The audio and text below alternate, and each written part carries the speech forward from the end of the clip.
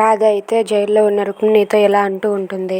నీకు అక్క కాటుకు చెప్పు దెబ్బ. ఎందుకంటే కుక్కతో పోల్చిన ఆ కుక్కే బాధపడుతుంది. ఎందుకంటే నువ్వు అంతకన్నా హీనం అని చెప్పి రాధ రుక్మిణిని నానా మాటలు అంటుంది. దానికి రుక్మిణి ఏం చేయలేక అలా మౌనంగానే ఉండిపోతుంది.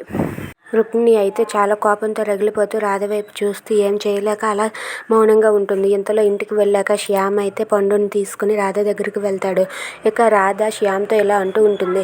శ్యామ్ సార్, ఎలాగైనా సరే తనకి చిప్ప కూడా తినేలా చేస్తాను నేను. ఆ రుక్మిణిని నేను విడిపించనివ్వను.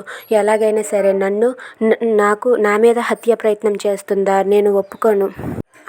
మా అక్కని కూడా నేను చూడను అని చెప్పి అంటూ ఉంటుంది. అది విన్న శ్యామ్ అయితే ఎస్ రాధా, నువ్వు కరెక్ట్గానే ఆలోచిస్తున్నావు అని చెప్పి అంటూ ఉంటాడు. ఇంతలో పండు రావడంతో మమ్మీ అని చెప్పి గట్టిగా హగ్ చేసుకుంటాడు.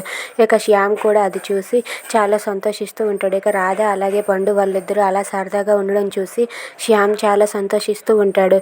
ఇక మనం ఎప్పుడు ఇలానే సంతోషంగా ఉంటాము. ఇక ఆ రుక్మిణి బాధ మనకు తప్పింది అని చెప్పి రాధ శ్యామ్తో అంటూ ఉంటుంది. దానికి శ్యామ్ కూడా నిజమే రాధా అని చెప్పి అంటూ ఉంటాడు. If you like this video please subscribe.